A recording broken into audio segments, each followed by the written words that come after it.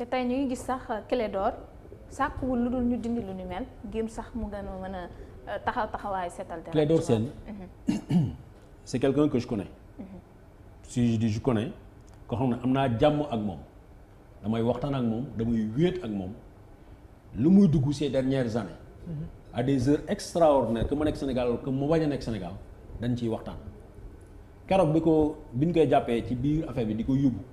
ci mooy dernière arrestation bi. dama wax ak moom ba pratiquement 3 heures du matin. non 3 heures du matin heure de France waaw moom il était 5 heures du matin mu naa ma léegi gars yi léegi ñu ñëw jël si ma. donc kooku am na fu mu ma teg am naa fu ma ko teg. nee na son désir c'est que ñu setal ñu leeral waxul ñu setal ko de. mais ñu wax sénégalais lan moo nekk ci yëf yi. Sénégal mooy pays boo xam ne nit bu xamulee fu mu jóge du xam fu mu jëm. Et l'histoire du Sénégal, l'histoire politique du Sénégal n'est basée que sur du mensonge. Mensonge sur mensonge. Depuis Senghor ki buy jóg di accuser Mamadou Dia ne coup d'état la koy bëgg a def. ba ce qui s'en est suivi ñu tardel réew mi ñu rey 40 personnes parce qu'il y a eu 40 personnes. sous Senghor. 62 63 manifestations il y a plus de 40 morts. Abdou Diouf ñëw na il a fait ce qu'il a fait avec son bilan positif et son bilan négatif. Parmi les positifs, je ne sais pas, peut-être le multipartisme, l'ouverture de la scène politique aux opposants, mais négatif avec le dossier Casamance. Abdoulaye Wade ñëw avec son bateau le Joola, mais au-delà du bateau le Joola, d'autres choses ba mu tey ñu yegg ci Macky Sall. Donc bu fekkee ne jàngalu leen askan wi jàngalu leen jeunes yi ce qui s'est passé dans ce pays c'est quoi l'histoire de ce pays kon duñu xam fu ñu jëm. boole ci un pays a besoin de référence. tey jii Sénégal da ngay gis avenue Général de Gaulle defe naa ba léegi am na fii. alors que le général de Gaulle c'était un criminel. c'était un criminel est-ce que xam ngeen ni tey jii France pratiquement tirailleurs noirs yi ñoo sauvé ñoo libéré Paris. mais de Gaulle dafa leen ne taxaw leen fii je ne veux pas que les nègres entrent triomphant dans Paris il faut que ñu bàyyi la 2e DB division blindée du général Leclerc moo war a dugg mu mel ni ñoom ñoo libéré Paris. benn yoon laa gis avenue du Sénégal ou avenue Léopold Sédar Senghor Paris dans le wetu église comment on appelle Notre-Dame. lu bokkul moom amul benn trace de l'histoire du Sénégal dans la France que nous sommes allés libérer. te li ñu doon ñun ñoo leen ko def tey. Faidherbe tey nous sommes fiers d'entendre nos vieux là nous dire bàyyi leen place Faidherbe mu continuer. avenue Ponty ainsi de suite. ñun dañu bëgg loolu mu dañ. ñi gën a mérité ñu ngi ci biir réew mi. est-ce que lu ni mel du wane ni Sénégal ba tey libéré wul ci loxo ñi nga xamante ni ñoom ñoo di tubaab yi. mais c'est pire. mais c'est pire ñu wax leen kaawu li nga xam ne ñun ñoo ko tabax ba mu pare. muy kaawu autoroute à péage bi ñu xëy ñëw jël ko jox ko Sénac jox ko Eiffage mu di ko gérer alors que le Sénégal a mis xaw ma ñaata milliards dedans. nga xool aéroport bu Dakar tey. aéroport bu Dakar. AIBD ñu jël ko confier ko des Turcs.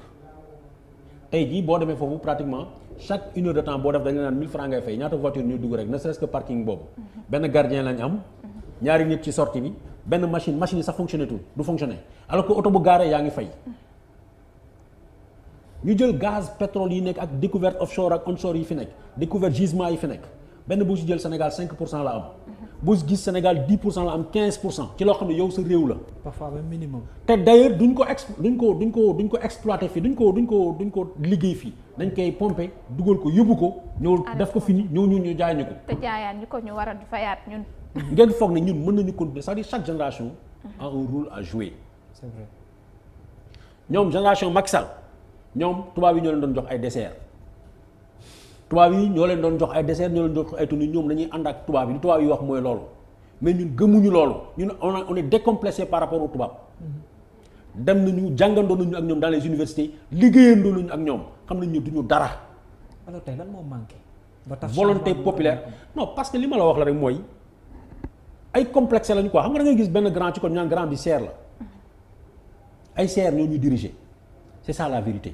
je ne suis pas politicien benn pan descente gis naa ko barki démb benn vidéo bu ñu ma envoyé mu ne li ma naqade rek ñoom dañuy nekk ci inondation bu gars yi ñëwee naan waaye di téléphonante ku nekk yor sa costume di téléphonante naan waaye on va prendre des mesures ils ne prennent aucune mesure jamais.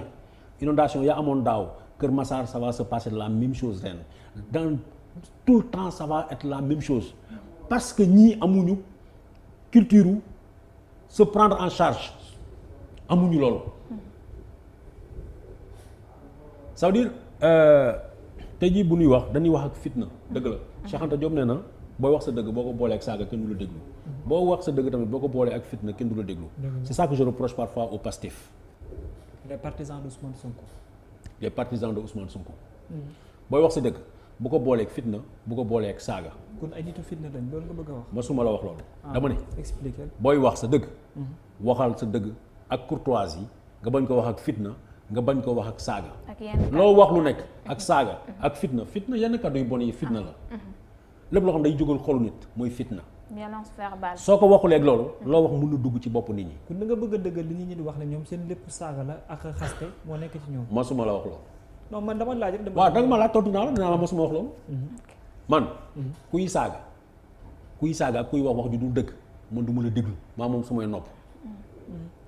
barki démb def naa benn plateau mu ni xam nga lan mooy yàq kaddu.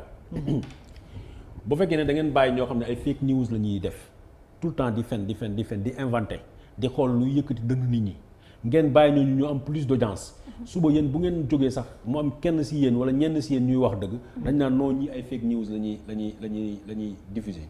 bokk na si en un moment dama ne woon j'avais pris le temps jamono yooyu nga xam ne nit ñi seen xel dafa jaxasoon lépp luy fake news bu ma ko envoyé damay def vidéo ma démentir ko mais dama ne léegi aw ma jot boobu parce que boobu mu ngi doon jóg bi femme bi jóg na ne wuy Ousmane Sonko dañ ko drogué dañ ko filmé dañ ko kii paniqué loo ñëpp.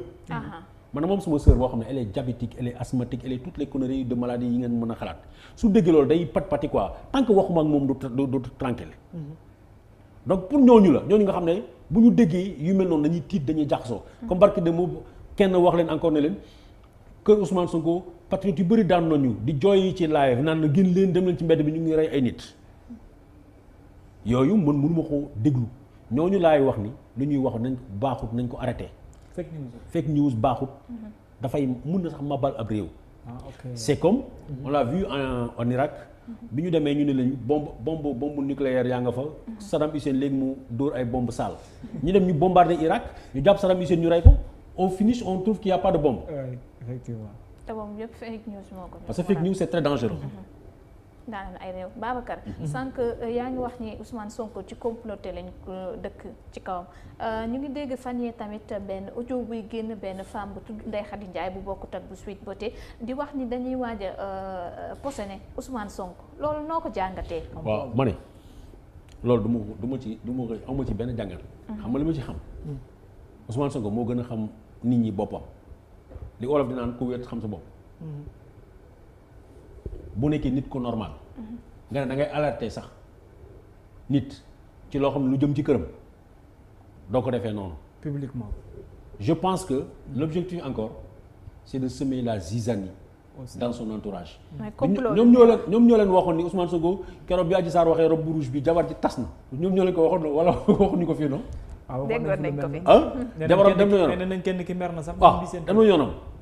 donc tey bu ñu continuer di la wax ne nañu moytu benn jabar beeg xam naa suba bu ñu ne jabar ju xees wala jabar ju njool bi la war a moytu jabar bu ñuul mu mel ni ay tanikat man yooyu dugguma ci waaw moom moo juste leen wax est-ce que mënul nekk itam comme que sànq da ngay wax complot mu nekk benn mascarade boo xamante ni itam mun nañ ko tekk pour quand même dévier nit ñi seen xel wala c'est que li ñuy wax la politique des sergents sergents yi dans l'armée na ma sergents yi baal la plupart dañuy monter les gens les uns contre les autres na la bu diw moytul diw donc yow pour yow da ngay foog ne kii yow la gën a bëgg kii foog ne yow la gën a bëgg donc loo xam yow la koy xam yow loo xam moom nga koy xam moom il est renseigné mais yéen amoo leen dara tey jii phase boobu lañ toll dem nañ ñu ba ni leen dans le camp de Ousmane Sonko responsable Pastef yu bari ils ne sont plus d'accord que Ousmane Sonko nekk candidat beneen candidat la ñuy wuti déggoon ngeen fi loolu déggoon ngeen ñu génneel leen benn vidéo audio bi ñu wax ni sama xarit bi muy maître Clédor Ciré Ly ñu ne moo leen wax ni non kii laal na ko xam nga ndax vidéo bu bon boobu dégg ngeen ko nee na moo ko ne Ousmane Sonko a avoué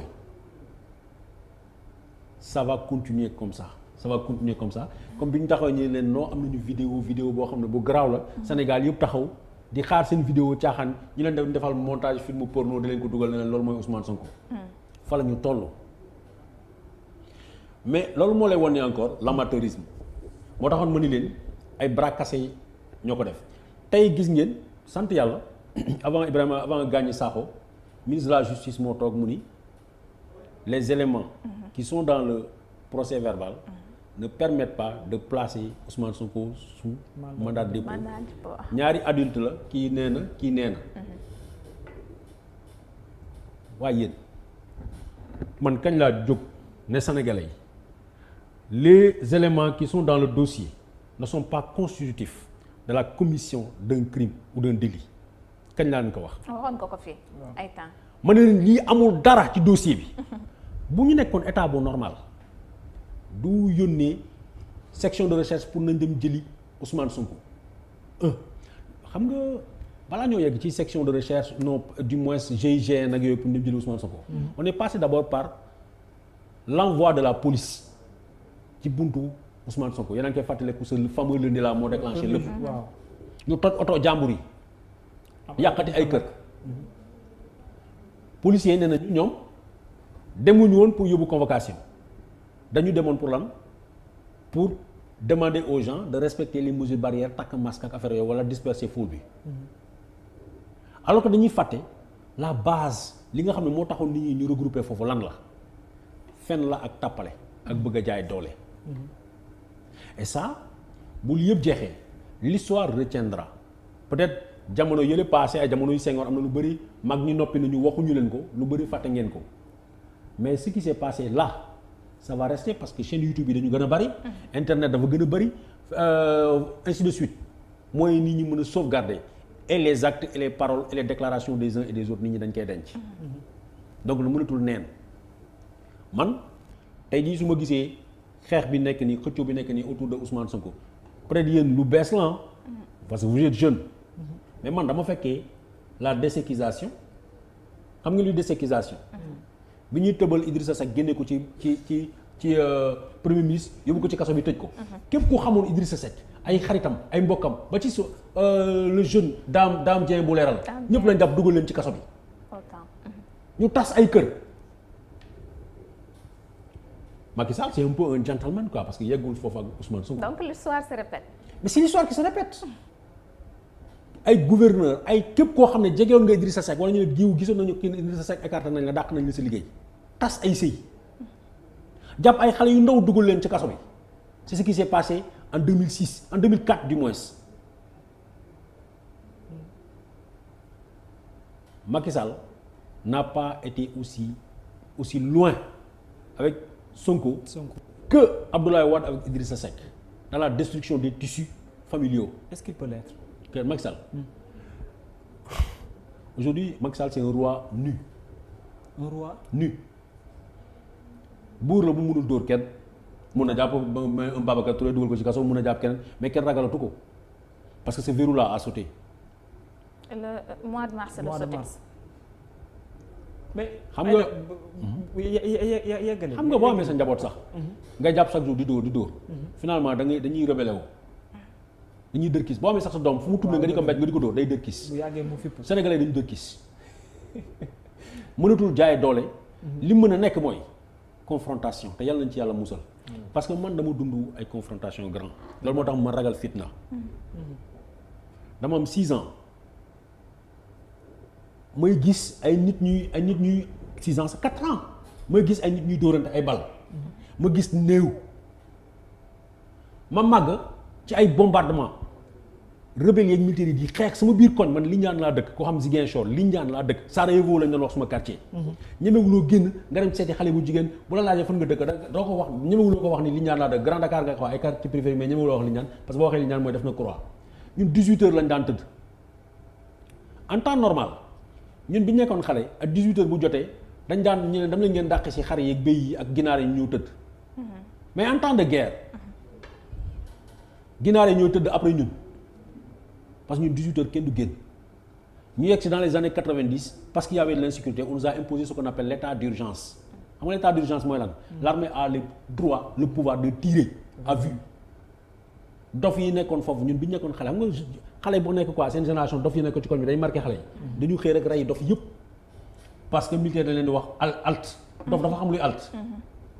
dof xamul luy alt. moo tax fitna baaxut. ma jógee Casamance dem comment il s'appelle ma dem Mauritanie ma dund fitna ma dem Côte d'Ivoire nag ndeke guerre bu mag bi nag fa la ma doon fekkee de 1999 à 2001. J'ai vécu cette guerre là à l'intérieur. début 2002 laa jóge Côte d'Ivoire daw foofilew pour mën a génn ñëw Sénégal bind naa ci téere bu tudd Côte d'Ivoire violence d'une transition manquée. C'est paru chez l'Harmattan en 2007. donc li may wax lu ma xam na